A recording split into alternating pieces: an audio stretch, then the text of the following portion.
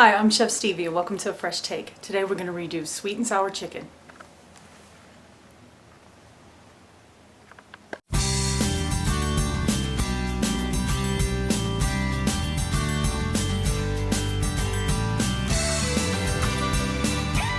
So I've said before, Chinese takeout's yummy, but it's not very healthy.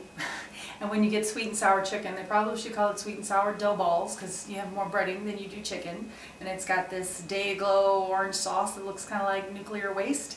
So I'm going to show you how to make a healthier version with less sugar, and it's yummy, and you can do this. I'm going to do chicken today, but you can do this for pork, shrimp, or even catfish. So I have some chicken breasts here that I've cut up. And you really don't need to fry them, and that's not what I'm going to do today. But if you want that crispy, you want it a little fried, you can just lightly dredge your protein in rice flour or cornstarch and just pan fry it in a little bit of olive oil. And I would especially recommend doing that if you're going with the catfish because it'll help it hold its shape. But you really don't need to do it for the chicken. So we're going to go ahead and get started. And I'm going to fry up my chicken in some olive oil. You could use sesame oil if you wanted. You could use coconut oil.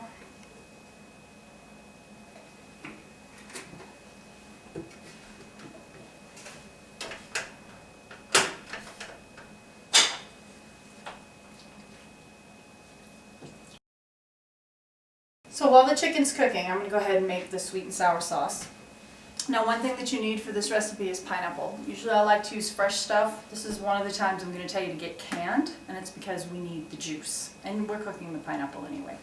So make sure that when you add your pineapple, you save the juice.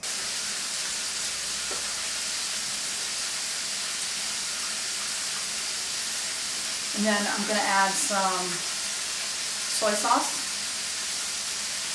You need this to be gluten-free. You can use tamari. This is gluten-free soy sauce.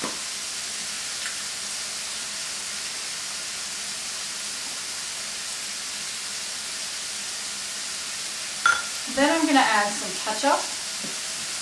Make sure that you get all natural ketchup because the regular ketchup has high fructose corn syrup in it, and that kind of defeats the purpose of us making our own sauce.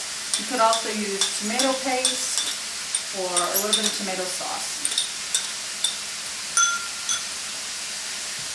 And then I'm going to add some cornstarch. I'm going to make what's called a slurry.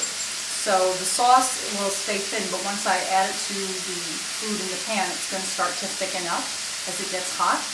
You want to make sure that you add this cornstarch to your cold sauce, because if you just add it to hot sauce in the pan, you're going to get all kinds of lumps, and you don't want that. They don't taste very good.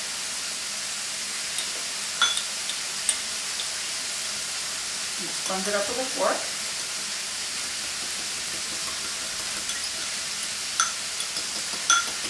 And you can set that aside while you cook the rest of the food.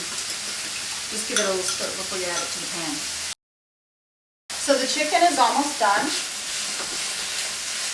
I'll go ahead and add my vegetables so they can cook. I have some carrots that are sliced on the bias. Basically all that means is instead of chopping them this way, you're cutting them diagonally. That's all that means. So we'll add those. I have some big chunks of onion. You could use red onion if you would rather.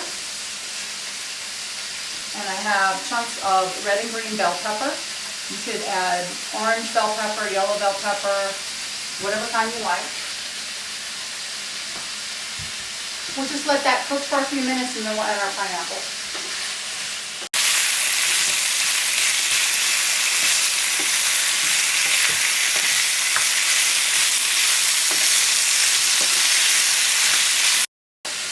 And then as you start to soften a bit, you can go ahead and add your pineapple.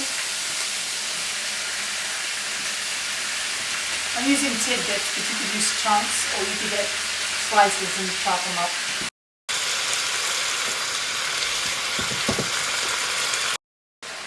So when it's just about done, you can go ahead and add your sauce. Remember, just give it a little stir because the cornstarch may have settled to the bottom. Just pour it all in the pan. Give it a stir, you'll notice it'll start to bubble and thicken.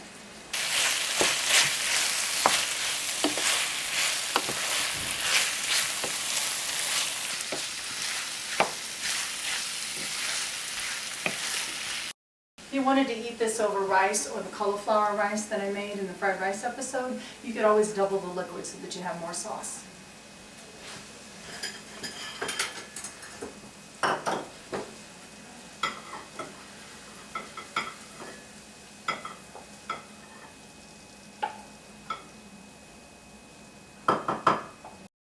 Alright, so here you have sweet and sour chicken. It's not fried, it's got a healthy sauce on it, it's not full of bright colors and all kinds of crazy sugars, and it's delicious.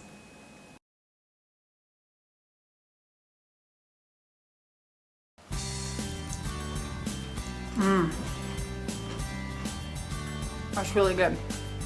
So if you want this recipe for sweet and sour, just go to chefstevie.com, look me up on Facebook, and thanks for joining me on A Fresh Take.